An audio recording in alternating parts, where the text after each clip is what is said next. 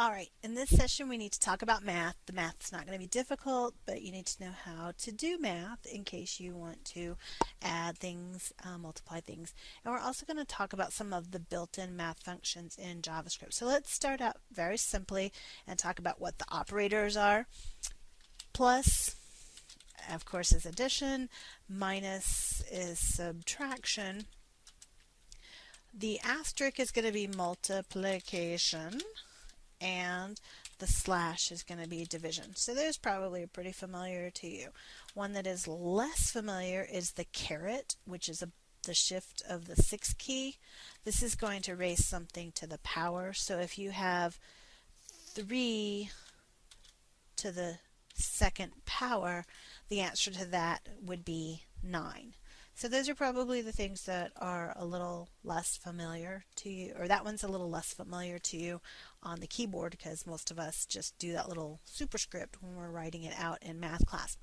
So those are going to be the basic operators, nothing new here. It shouldn't scare any of you. But I also do want to talk about the parentheses because you will be using parentheses in your math, and this can get a little crazy because if you have parentheses in your math inside the parentheses of a function, you need to make sure that you open and close those in the correct order or you're going to get syntax errors. But let's talk just real quickly about something that you probably learned back in the 6th or 7th grade. And I'm going to ask you, what is the answer to 3 plus 4 times 7? Now, a lot of you are going to say that the answer to this is 49. But the real answer to this is 31. And the reason is because you have to be aware of the order of operations that the computer has to follow. And you were taught this back in algebra class, you just might not remember it. Some of you might have learned the pretty please my dear Aunt Sally mnemonic to remember that, to tell you what order of operations you should do. Parentheses and powers. Some people have please excuse my dear Aunt Sally, the E standing for exponents. So you'll do anything in parentheses or anything that is exponential. Then you'll do multiplication and division at the same time from left to right. And then you'll do addition and subtraction at the same level from left to right. So those of you who thought that the answer was 49, it makes sense. We read from left to right. So you went 3 plus 4 is 7 times 7 equals 49. But it doesn't, because what the computer does is it does 4 times 7 equals 28, and then it goes back and adds the 3.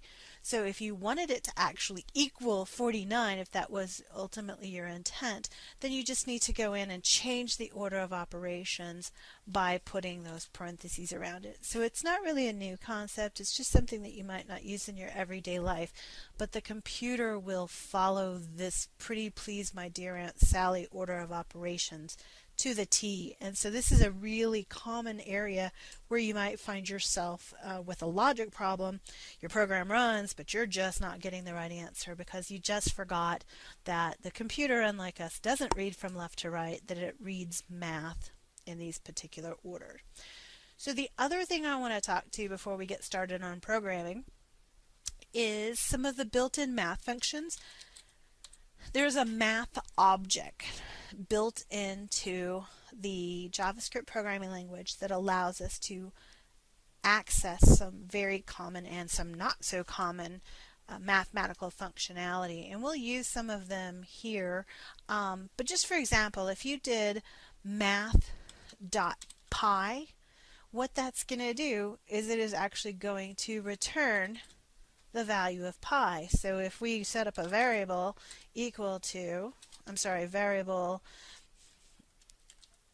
the pi, and we set it equal to math.py, this would actually execute this method that is built into the math object. It would return 3.14 blah blah blah blah blah, and it would store that in this variable that we could use later on. So some of the things that you might see us do in some of the upcoming examples is we might do math.random, We can get the computer to pick a number at random for us, and we're going to do this later on when we have a little guessing game that we build. We might have some rounding options. We might have math dot ceiling. And ceiling is a special rounding option. What it'll do is it'll automatically round up regardless of what the decimal is. So normally we follow normal rounding rules. If it's 0.5 or above, we round up. If it's below 0.5, then we round down. In this case, anything would automatically round up. So if it was 1.1, if you had math.ceiling, then it would automatically round that up to 2. And the opposite of that is math.floor, which will round automatically down. So 2.9, if it were put through the math.floor function, would round down to 2.0, and it would just chop off that 0.9. So there are lots of these. You can do very complicated math. You have cosines and tangents and all those things you probably learned in your pre-calculus class. But the ones that we're going to use for this class mostly have to do with rounding, and in one case we will be selecting, in a couple cases we'll actually be selecting some random numbers. So with that said, what I'm going to do is I'm going to do a real quick example showing you simple addition, but it gives us another chance to practice our functions. So I'm going to switch over to Dreamweaver, and I'm going to show you a form I've already built where we're going to have people enter two numbers and we're going to add them. So instead of you watching me build yet another form, I went ahead and pre-built it for you. Just to give you the rundown, we have two text boxes. One is named first number down here in the name. You can see that.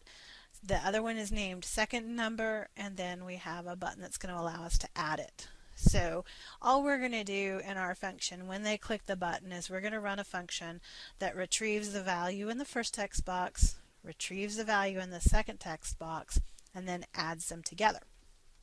But before we do that, I need to tell you one more thing that can be problematic, particularly in a web environment when a lot of times you are getting values from a form.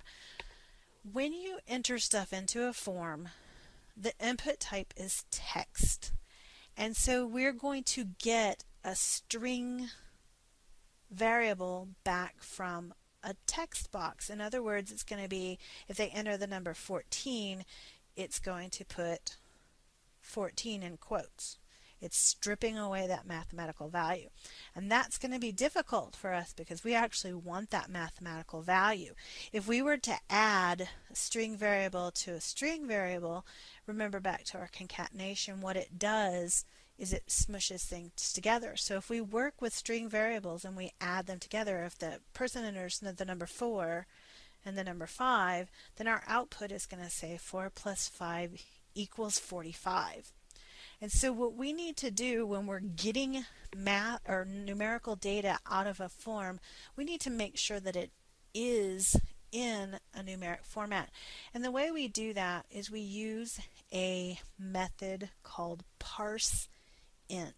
And so what we're going to do is when we're grabbing this data in a minute, I'm going to show you that we're going to parse that and change it into an integer.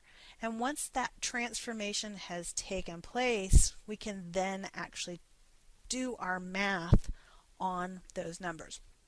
So let's go ahead and start with our function. I'm going to go up to the head section. I've already pre-typed in my script tags because y'all have seen me type those 100 times as well. And I'm going to go ahead, type the word function, telling the browser we're going to define a function here. And we're going to name it add them. Remember, we need to go ahead and add those parentheses, and our function statements all need to be contained within opening and closing curly braces. So this is a pretty straightforward program. All we need to do is we need to grab the first number, grab the second number, calculate the answer, and then display the answer back to the user. So let's go ahead and start that process.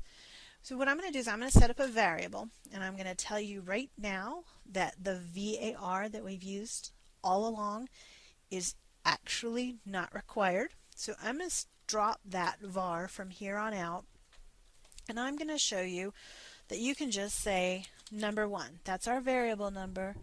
And normally we would tell it that it is equal to whatever is on the document.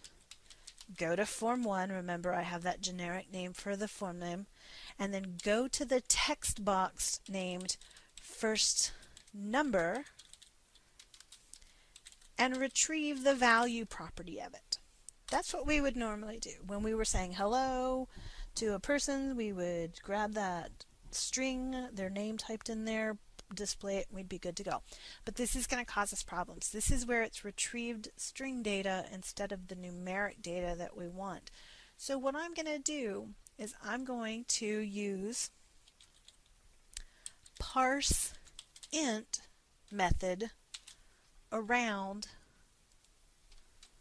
that value. So what it does is it goes to the document and retrieves the number 4 that I've typed in, and it goes through this method called parse int and actually turns it into the value number 4 instead of the character number 4. So we're going to do the same thing with our number 2. We're going to set that equal to parse int also, and we're going to go to the document, go to the form, go to second number, which is the name of the text box on the form, and we're going to grab that value as well. So we have those two values. We're going to go ahead and set up one more variable, and we're going to perform our math. So our answer is going to be equal to number 1 plus number 2. Pretty straightforward. And then we have to give the output. So we're going to document.write, and we're going to have a funky looking concatenation here. We're actually going to write the equation out. We're going to say 4 plus 5 equals 9, for example. So let's go here. Now we don't want to literally write anything right now. We want to write what's stored in number 1. So we're just going to say number 1. We're going to concatenate on a plus sign because we want a plus sign to show up. This is where it gets weird. So it writes in whatever the value is that's currently stored in there, and it attaches on literally a plus sign. And then we add on what's in number 2, and then we add on literally an equal sign. We want that equal sign to show up, and then we add on whatever our answer is. So it's kind of a funky concatenation because we're actually literally putting in the plus sign and the equal sign, and it looks a little weird, but it's going to display their first number, the plus sign, their second number, the equal sign, and the answer we got with our calculation. So let's go ahead and preview this. We'll save changes to it, and we'll wait for Firefox to load up.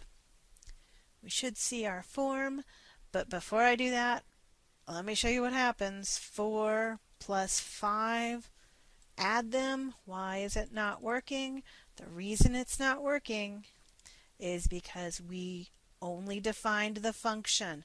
Remember, this is a two-part process. If we want function add them to run, we need to tie it to some event. So down here, where our button is, we need to call that function. If they're clicking the button, they want the addition to happen. So we say onClick is equal to the name of our function. So now when we run it, that function should be called, and we should be able to see our output. So we wait for Firefox one more time. We say 4 is our first number, 5 is our second number, add them, and it looks like we have an error. So let me jump back over there real quick, and you can see me debug this hopefully real quickly. I have first number. Looks like I have a typo there. Now let's go ahead and try it again. 4 plus 5. We add them, and here's our output statement of 4 plus 5 equaling 9. So that's a pretty quick introduction to the math. Like I said, a lot of the things we will be doing in this class won't be very math heavy, but I did want to show them to you. In the next lesson, we're going to talk about decisions. We're going to have the computer make decisions for us, and we're going to create a little guessing game where you guess a number from 1 to 100, and it tells us if we're right or wrong.